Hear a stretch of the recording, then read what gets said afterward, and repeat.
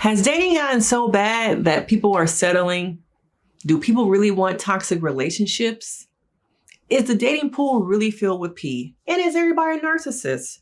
We're going to get into all things dating in this video today, so make sure you get into it right now with your girl, Denise Brady.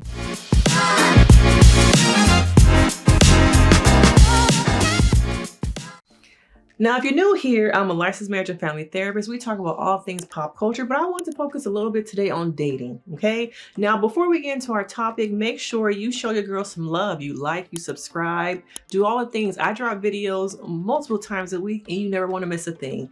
Now, when it comes to dating, I have a lot of clients who are on the apps, new relationships, even long-term relationships. And the one thing I'm hearing from people is that dating sucks, okay? Now, okay, does it suck so much that people are settling? Yes. Okay. A lot of people feel like I don't want to get out there and be vulnerable. I don't want to get out there and share myself, start all over with someone.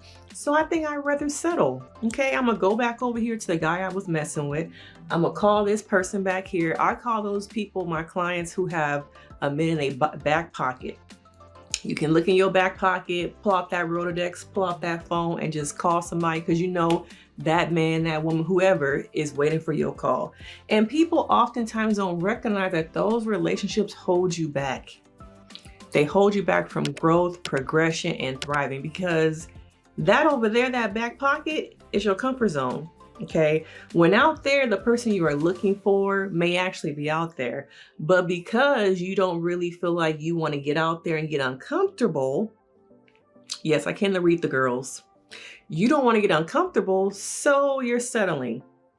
Okay, it's uncomfortable for you to try something new. Some people have checklists of what they're looking for. They have an archetype of what they want to be with, but does that person really exist out there who has every single thing? Okay, sometimes them lists will hold you back.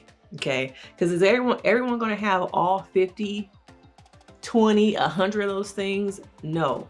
Okay, so you have to start figuring out where's the compromise. And some people think about, is she telling us to settle? No, I'm telling you to look at that list and be realistic. Okay, are you gonna find the guy who's 6'9", making 6 figures and got so much free time that he can spend with you all day, all the time at the drop of a dime? Okay, now if you want the man who's making 6 figures and he has his life together and he's a business owner, multiple business owners, he collecting the bag, multiple bags, you gotta be realistic and realize he's not gonna be able to drop everything to be with you all the time. And that's the thing that people don't understand, is that they want this image, but what comes along with that? Okay, what comes along with dating the person who has multiple businesses? They're busy. And then oftentimes people feel like he's too busy for me. He's never making time for me. Well, girl, he got like 5 businesses. What do you expect? Okay. Not only that, okay, but you have to figure out what is it about yourself that you also can bring to a relationship. What healthy qualities, what are you willing to put in to make the relationship work? But so many people have black and white thinking. And in the dating scene today, people feel like they only want someone to give to them. They're not willing to put into a relationship to make it grow, make it get to where they want to be. They're focusing on the here and now. Either that or they want some kind of goal. They have a goal. My goal is to get married. My goal is to have a child. My goal is to such and such. They go into dating wanting some kind of reciprocation all the time. And relationships are not always going to be like that. There are going to be times where one person might put in more, the other person might put in less. But as you go through different chapters of your relationship, different ebbs and flows, there are going to be times where someone's going to put in more than the other person.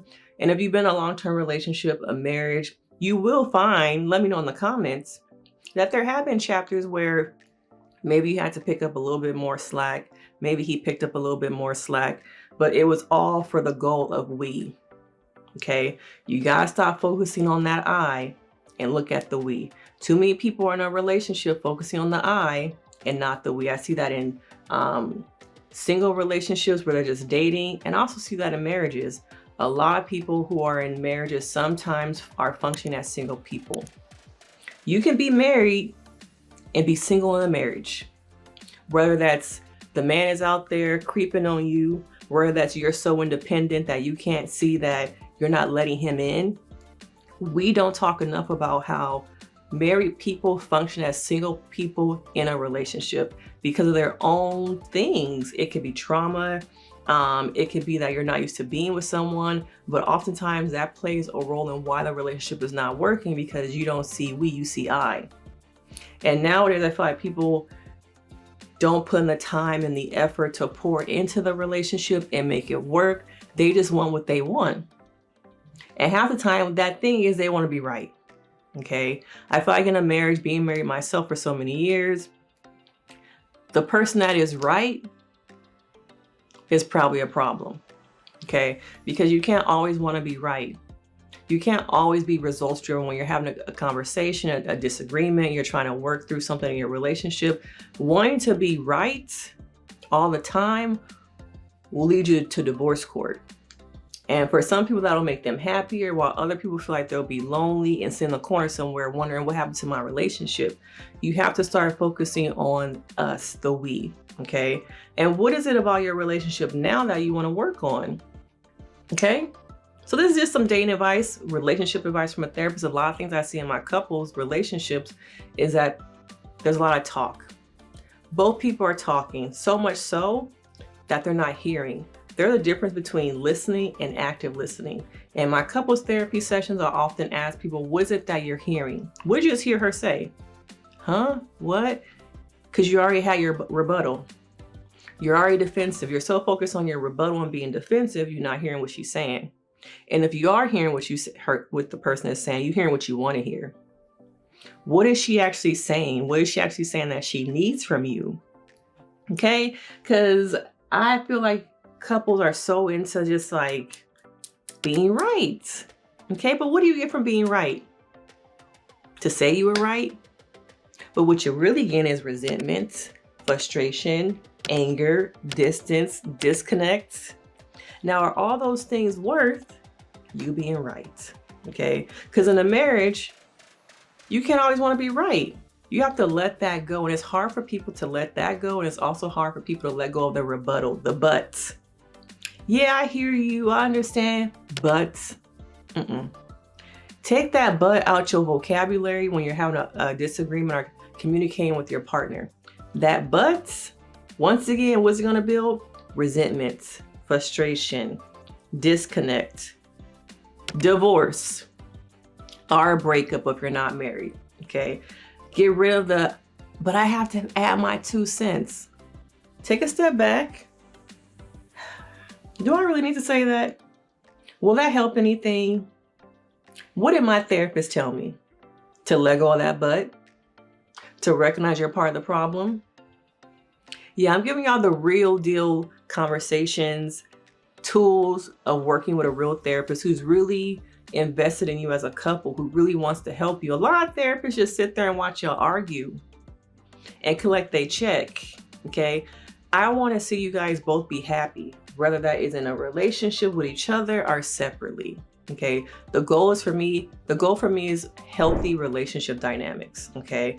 And oftentimes we don't get that because y'all so busy arguing, I can't get in, okay? Now I want you guys to take these tips from a therapist, take away the but, use active listening, okay?